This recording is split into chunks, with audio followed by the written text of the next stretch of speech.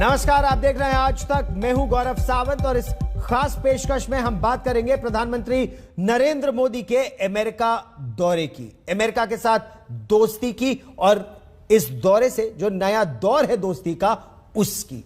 प्रधानमंत्री नरेंद्र मोदी अमेरिका के दौरे पर रवाना हो चुके हैं। पहली बार प्रधानमंत्री नरेंद्र मोदी और अमेरिका के राष्ट्रपति जो बाइडेन की मुलाकात होगी जो बाइडेन के राष्ट्रपति बनने के बाद। 3 दिन के इस दौरे पर प्रधानमंत्री का संयुक्त राष्ट्र में भी संबोधन होगा, वो क्वाड की बैठक में भी हिस्सा लेंगे और बदले हालात में यह तो तय है कि लगभग सभी मंचों पर तालिबान भी मुद्दा बनेगा और हिंद प्रशांत महासागर का जो क्षेत्र है, इंडो पैसिफिक जो रीजन है, उसमें जो बदलते सुरक्षा के आयाम है उस पर भी चर्चा होगी।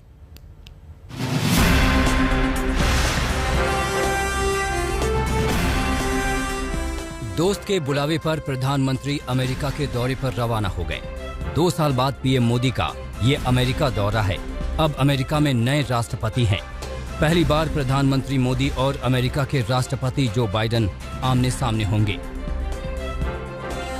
अमेरिका के दौरे पर कल पीएम मोदी का अमेरिका की उपराष्ट्रपति कमला हैरिस से मुलाकात होगी।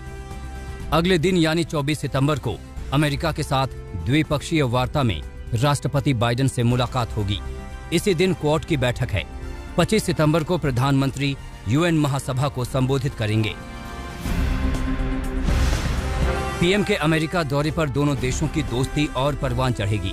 ट्रंप के कार्यकाल में भारत और अमेरिका काफी पास आए थे। उम्मीद है कि बाइडेन काल में रिश्ते और मजबूत होंगे। अमेरिका रवानगी से पहले पीएम ने कहा, राष्ट्रपति बाइडेन के साथ वैश्विक रणनीति साझेदारी और आपसी हितों के क्षेत्रीय और ग्लोबल मसले पर विचार साझा करूंगा। उपराष्ट्रपति कमला हैरिस से मिलने के लिए भी उत्सुक हूं। वैसे तो मोदी और बाइडेन के बीच 2 वर्चुअल बैठकें हो चुकी हैं। दोनों 3 बार फोन पर भी बात कर चुके हैं। 12 मार्च को क्वाड बैठक और 22 अप्रैल को जलवायु परिवर्तन पर वर्चुअल बैठक हुई थी। वहीं 17 नवंबर को पीएम ने बाइडेन को फोन पर जीत की बधाई दी थी। 8 फरवरी और 26 अप्रैल को कोविड को लेकर फोन पर चर्चा हुई थी। अमेरिका के अफगानिस्तान छोड़ने के बाद हालात भी बदले हैं। अब अफगानिस्तान पर तालिबान का कब्जा है। आतंकी सत्ता में है।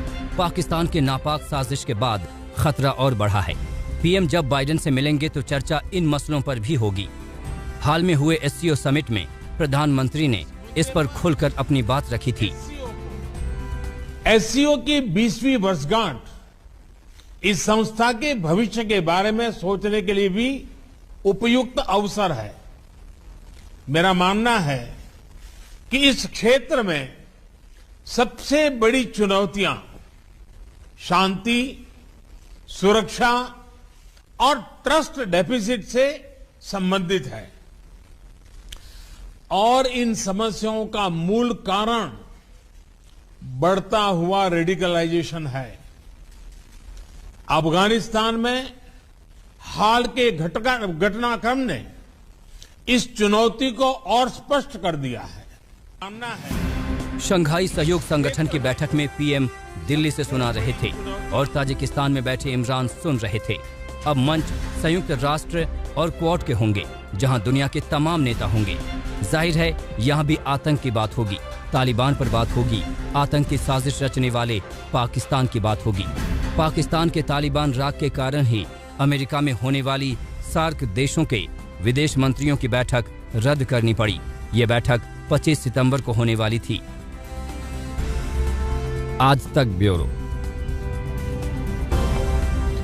प्रधानमंत्री नरेंद्र मोदी 7 बार अमेरिका 2014 और 2021 के बीच, तो ये उनका 7वां दौरा है। बहुत महत्वपूर्ण है। इससे पहले भी दौरे महत्वपूर्ण थे, लेकिन इस समय स्थिति बेहद बदली हुई है हमारे हर क्षेत्र में, चाहे हम अपने पश्चिमी क्षेत्र की बात करें या फिर दक्षिण पूर्वी क्षेत्र की बात करें। और इसी पर बात करने के लिए हमारे साथ 2 विशिष्ट मेहमान जुड़ रहे हैं। एम्बेसडर अशोक सज्जनहार हमारे साथ जुड़ रहे हैं, एम्बेसडर अचल मल्होत्रा हमारे साथ जुड़ रहे हैं। दोनों ही इस पूरे क्षेत्र को और भारत अमेरिका संबंधों को बहुत गहराई से देखते हैं। और एम्बेसडर सज्जनहार, इंडो पैसिफिक बहुत महत्वपूर्ण है।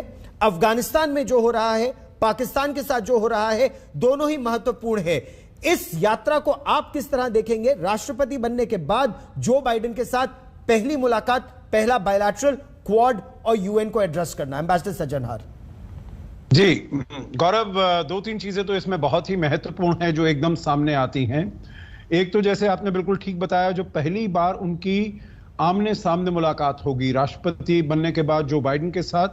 हालांकि जो बाइडेन के साथ प्रधानमंत्री मोदी का जो संबंध है, का जो एक केमिस्ट्री कही जाए या एक रैपो कहा जाए, वो बहुत अच्छा रहा है। आपको याद होगा 2014 में आपने जिक्र किया अभी, जो भाई वहां उनकी 7वीं बार ये यात्रा हो रही है। 2014 में जब गए थे तब राष्ट्रपति बाइडेन, जो कि उस समय उपराष्ट्रपति थे, उन्होंने स्टेट डिपार्टमेंट में उनके लिए लंच ऑर्गेनाइज किया था जिसमें ड्रॉप इन हुआ था राष्ट्रपति बराक ओबामा का। उसके बाद 2016 में आपको याद होगा जब वो बहुत ही महत्वपूर्ण joint session of the US Congress को उन्होंने एड्रेस किया था, तो तब उसकी जो मेजबानी थी, उसकी जो अध्यक्षता थी, वो भी जो बाइडेन जो उपराष्ट्रपति थे तो उन्होंने किया था। तो उनकी बहुत अच्छी समझ है दोनों नेताओं की। और राष्ट्रपति जो बाइडेन ये हमेशा से भारत और अमेरिका के संबंधों को और आगे ले जाने में हमेशा ही आगे रहे हैं। चाहे वो chairman senate foreign relations committee में हो, जब वो 2006 में उन्होंने कहा था, जो 2020 में वो ऐसा संबंध चाहते हैं दोनों देशों के बीच में, भारत और अमेरिका के, जो कि सबसे महत्वपूर्ण हो। तो अब हम यहां पर आते हैं तो वो उनके न्योते पर, उनके आमंत्रण पर वो वहां पर गए हैं। तो जो भी ये बातें हैं, हालांकि उनकी बातचीत हो चुकी है, 3 बारी वर्चुअल समिट्स में वो मुलाकात कर चुके हैं और बातचीत हो चुकी है 3 बारी, परंतु ये पहली बार फेस टू फेस मीटिंग है। तो इसीलिए मेरे विचार से जो भी क्षेत्रीय मसले हैं, अफगानिस्तान का आपने कहा, इंडो पैसिफिक का कहा, जो और पूरी दुनिया में हो रहा है, आतंकवाद का मसला है, उस पर बातचीत होगी। और जो अपने बायलैटरल इश्यूज हैं, डिफेंस पार्टनरशिप है, डिफेंस बायलैटरल इश्यूज पर एक मिनट में फिर आते हैं, लेकिन एम्बेसडर मल्होत्रा, अगर हम बात करें अफगानिस्तान की स्थिति, जिसका सीधा असर न केवल इस पूरे क्षेत्र पर है बल्कि दुनिया पर भी पड़ेगा, वो इस समय ज्यादा महत्वपूर्ण होगा या क्वाड? क्योंकि क्वाड की वजह से सभी देशों पर असर पड़ रहा है। क्वाड की पहली फेस टू फेस समिट है और साथ ही साथ इस बीच ऑकस एक नया आयाम इसमें जुड़ गया है। ऑस्ट्रेलिया, यूनाइटेड किंगडम और यूनाइटेड स्टेट्स का एक सैन्य साझेदारी एक परमाणु पनडुब्बी के लिए। तो इस परिस्थिति में भारत की क्या भूमिका रहेगी? देखिए गौरव, आपने 3 बहुत ही महत्वपूर्ण जिसे एस्पेक्ट्स कहते हैं उनको एक ही साथ टच किया है। जहां तक अफगानिस्तान, जो आपने पहला सवाल उठाया, जहां तक अफगानिस्तान का सवाल है, मुझे नहीं लगता कि इसमें जो अभी स्थिति बन चुकी है, जो डी फैक्टो स्थिति है कि तालिबान ने एक सरकार बना ली, उसको बदलने या उसको हटाने की दिशा में कोई भी कुछ काम कर सकता है। होगा क्या, सिर्फ इस समय ये डिस्कस किया जाएगा कि तालिबान की सरकार बनने के बाद जो अफगानिस्तान की सॉइल से आतंकवाद के बढ़ने का जो आगे बढ़ने का जो खतरा और पैदा हो गया, उसे किस तरह से हैंडल किया जाए। तो जो जितनी भी कोऑपरेशन की बात होगी वहां तक सीमित होगी। इसमें रियल टाइम इंटेलिजेंस शेयरिंग कह लीजिए या फिर आपकी टेक्नोलॉजीज, ऐसी हाई टेक्नोलॉजी इक्विपमेंट की बात कर लें, जिससे आतंकवाद को रोकने की दिशा में काम करने की बात होगी। और इन प्रिंसिपल इस बारे में बात किया जाए, हमारी तरफ से तो यही एम्फेसाइज किया जाएगा कि देखिए ये जो ट्रेंड है रेडिकलाइजेशन का, एक्सट्रीमिज्म का, आतंकवाद का, इसका बहुत ही बुरा असर पड़ सकता है। जहां तक आपने बात की क्वाड की ये बहुत ही इंपॉर्टेंट स्टेज पे आ गया है। पिछले 2-3 साल में आपने इसका एवोल्यूशन देखा। सीनियर मिनिस्टर से शुरू, ऑफिशियल से, फॉरेन मिनिस्टर से होते हुए फर्स्ट वर्चुअल मीटिंग हुई और अब इन पर्सन मीटिंग हो रही है। क्वाड का एक अपना पर्सपेक्टिव है।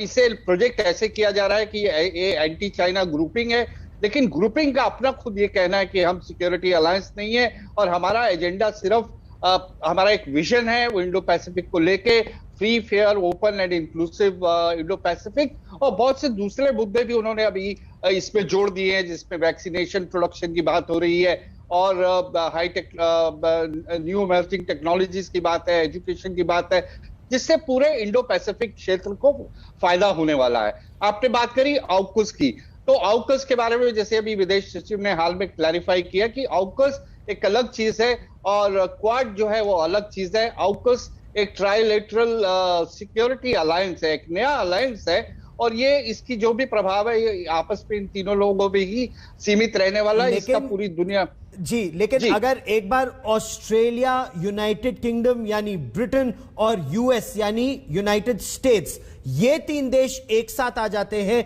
तो क्या क्वाड का महत्व कम हो जाता है और भारत और जापान क्या इसमें पीछे रह जाएंगे अगर ऑकस ज्यादा महत्वपूर्ण हो जाएगा? एम्बेसडर सज्जनहार जी देखिए, मेरे विचार से मैं इससे सहमत नहीं हूं, इस विचारधारा से जो कि कुछ लोग बता रहे हैं। मेरे विचार से देखिए, ये इन मैरीटाइम सिक्योरिटी एक एलिमेंट है गौरव क्वाड का, उसके साथ साथ बहुत और चीजें हैं। पिछली बार आपने देखा जब वर्चुअल समिट हुआ तो 3 वर्किंग ग्रुप बनाए गए, एक क्लाइमेट चेंज के ऊपर, एक वैक्सीन के ऊपर, एक इमर्जेंट टेक्नोलॉजी के ऊपर, और उसके अलावा अभी पिछले कुछ महीनों में हमने क्वालिटी इंफ्रास्ट्रक्चर, जो राष्ट्रपति जो बाइडेन ने वहां पर G7 में B3W कहा था, बिल्ड बैक बेटर वर्ल्ड, उसके ऊपर, एजुकेशन के ऊपर, साइबर सिक्योरिटी के ऊपर, HANDR, humanitarian assistance and disaster relief वगैरह वगैरह बहुत चीजें ऐसी आई हैं। तो इन सब के ऊपर इसका जो दायरा है क्वाड का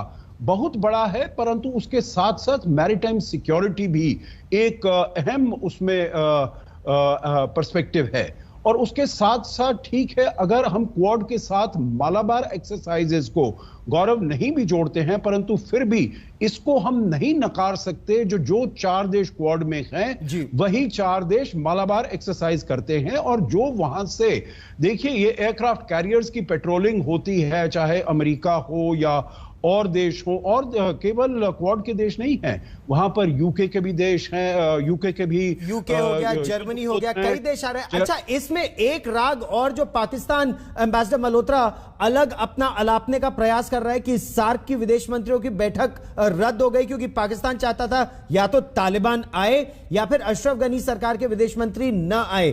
तो क्या पाकिस्तान बिल्कुल अलग थलग पड़ गया है कि पाकिस्तान के प्रधानमंत्री इमरान खान से मिलने से इनकार कर दिया जो बाइडेन ने? समय नहीं है उनके पास। क्या संकेत दे रहा है अमेरिका इस समय पाकिस्तान को?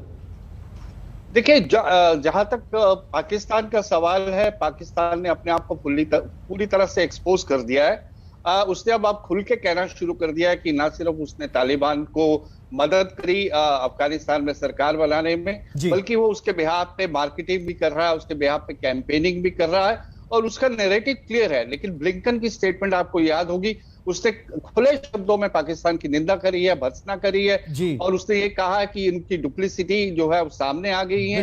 ये बहुत सारे ऐसे इनके जो इंटरेस्ट हैं, जिनका हमारे इंटरेस्ट के साथ कॉन्फ्लिक्ट होता है, तो पाकिस्तान तो इस मामले में एक्सपोज हो चुका है। पाकिस्तान पूरी तरह से क्या अलग थलग पड़ता जा रहा है, इस पर हम ये चर्चा जारी रखेंगे। फिलहाल एक छोटा सा ब्रेक, आप देखते रहिए आज तक।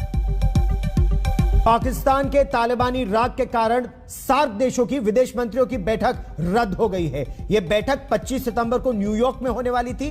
पाकिस्तान चाहता था कि न्यूयॉर्क में होने वाली इस बैठक में अफगानिस्तान के प्रतिनिधि के तौर पर तालिबान के नेता शामिल हो, लेकिन भारत समेत सार्क के दूसरे देशों ने इसका विरोध किया। वक्त एक छोटे से ब्रेक का, सुर्खियों के साथ होगी वापसी। आप देखते रहिए आज तक।